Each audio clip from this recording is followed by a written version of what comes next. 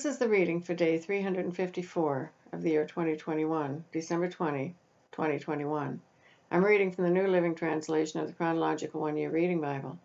Today's scripture is from the book of Hebrews. Hebrews chapter 11, starting at verse 1. Heading: Great Examples of Faith. Faith shows the reality of what we hope for.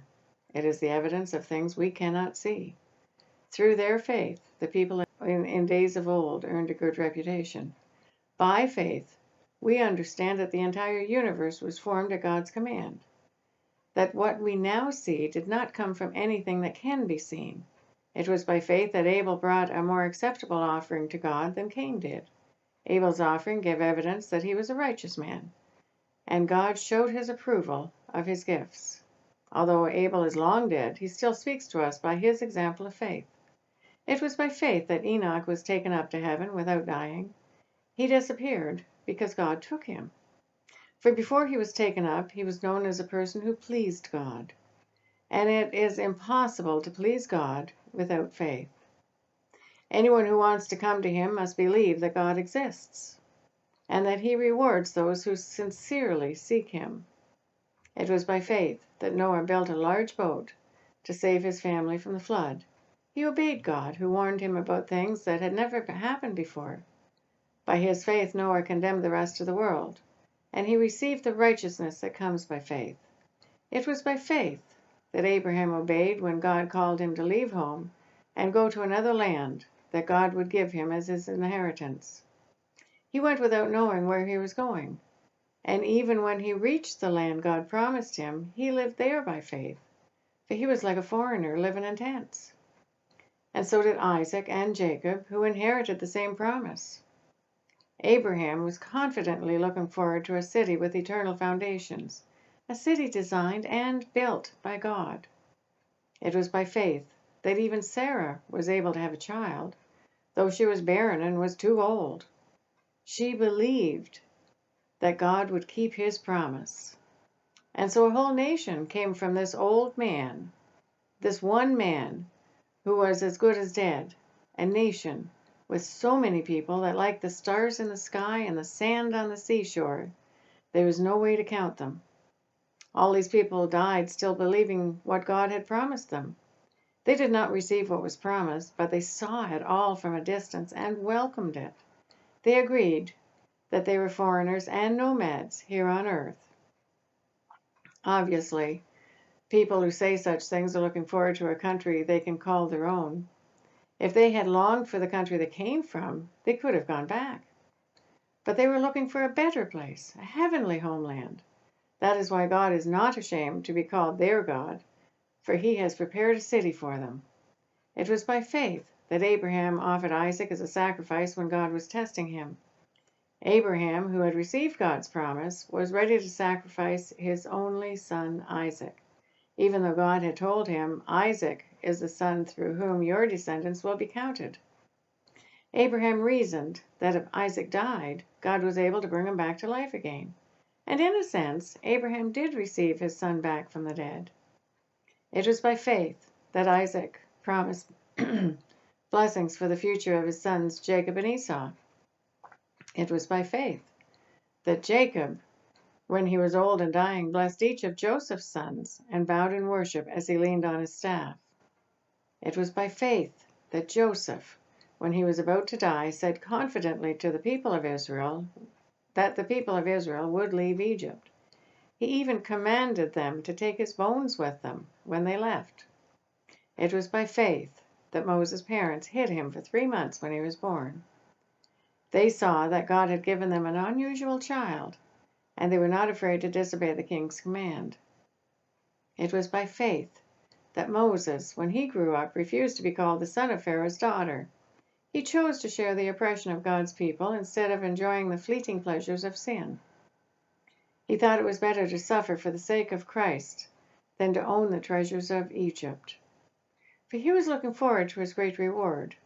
It was by faith that Moses left the land of Egypt, not fearing the king's anger. He kept right on going because he kept his eyes on the one who is invisible. It was by faith that Moses commanded the people of Israel to keep the Passover and to sprinkle the blood on the doorposts, so that the angel of death would not kill their firstborn sons. It was by faith that the people of Israel went right through the Red Sea, as though they were on dry ground. But when the Egyptians tried to follow, they were all drowned. It was by faith that the people of Israel marched around Jericho for 7 days, and the walls came crashing down. It was by faith that Rahab the prostitute was not destroyed with the people in her city who refused to obey God, for she had given a friendly welcome to the spies. How much more do I need to say? It would take too long to recount the stories of the faith of Gideon, Barak, Samson, Jephthah, David, Samuel, and all the prophets. By faith, these people overthrew kingdoms, ruled with justice, and received what God had promised them. They shut the mouths of lions, quenched the flames of fire, and escaped death by the edge of the sword. Their weakness was turned to strength. They became strong in battle and put whole armies to flight. Women received their loved ones back again from death, but others were tortured, refusing to turn from God in order to be set free. They placed their hope in a better life after the resurrection. Some were jeered at, and their backs were cut open with whips. Others were chained in prisons. Some died by stoning. Some were sawed in half. Others were killed with a sword. Some went about wearing skins of sheep and goats, destitute and oppressed and mistreated.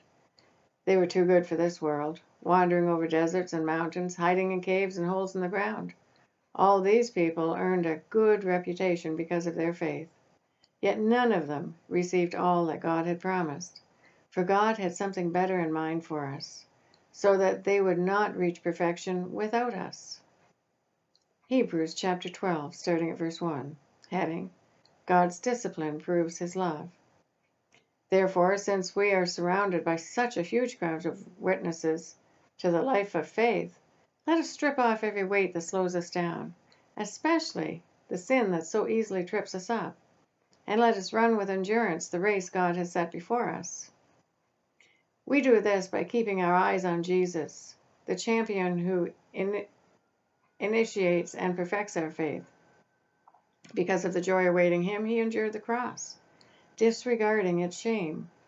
Now he is seated in the place of honor beside God's throne. Think of all the hostility he endured from sinful people. Then you won't become weary and give up. After all, you have not yet given your lives in your struggle against sin. And have you forgotten the encouraging words God spoke to you as his children? He said, "My child, don't make light of the Lord's discipline. Don't give up when he corrects you, for the Lord disciplines those he loves, and he punishes each one he accepts as his child." As you endure this divine discipline, remember that God is treating you as his own children. Who ever heard of a child who was never disciplined by its father? If God doesn't discipline you as he does all of his children, it means that you are illegitimate and you are not really his child at all. Since we respected our earthly fathers who disciplined us, shouldn't we submit even more to the discipline of the Father of our spirits and live forever? For our earthly fathers disciplined us for a few years, doing the best they knew how. But God's discipline is always good for us, so that we might share in his holiness. No discipline is enjoyable while it's happening, it's painful. But afterward, there will be a peaceful harvest of right living for those who are trained in this way. So take a new grip with your tired hands and strengthen your weak knees. Mark out a straight path for your feet, so that those who are weak and lame will not fall, but become strong. Heading: A call to listen to God. Work at living in peace with everyone. Work at living a holy life, for those who are not holy will not see the Lord.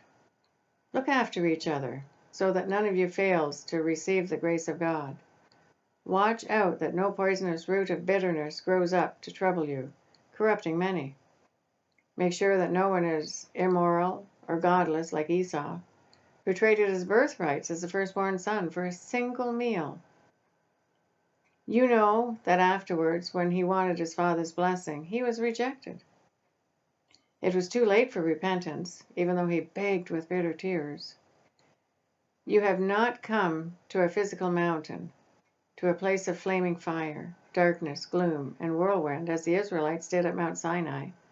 For they heard an awesome trumpet blast and a voice so terrible they begged God to stop speaking. They staggered back under God's command. If even an animal touches the mountain, it must be stoned to death. Moses himself was so frightened at the sight that he said, I am terrified and trembling. No, you have come to Mount Zion, to the city of the living God, the heavenly Jerusalem, and to countless thousands of angels in a joyful gathering. You have come to the assembly of God's firstborn children, whose names are written in heaven. You have come to God himself, who is the judge over all things. You have come to the spirits of the righteous ones in heaven, who have now been made perfect.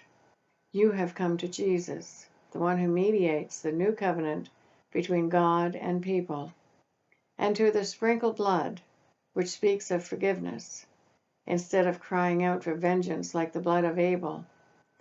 Be careful that you do not refuse to listen to the one who is speaking.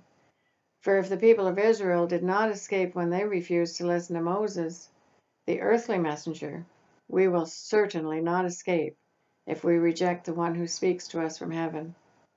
When God spoke from Mount Sinai, his voice shook the earth, but now he makes another promise. Once again, I will shake not only the earth, but the heavens also. This means that all of creation will be shaken and removed, so that only unshakable things will remain. Since we are receiving a kingdom that is unshakable, let us be thankful and please God by worshiping him with holy fear and awe. For our God is a devouring fire. That is a reading for day 354. God bless each and every one of you, and may God be with you until we meet again.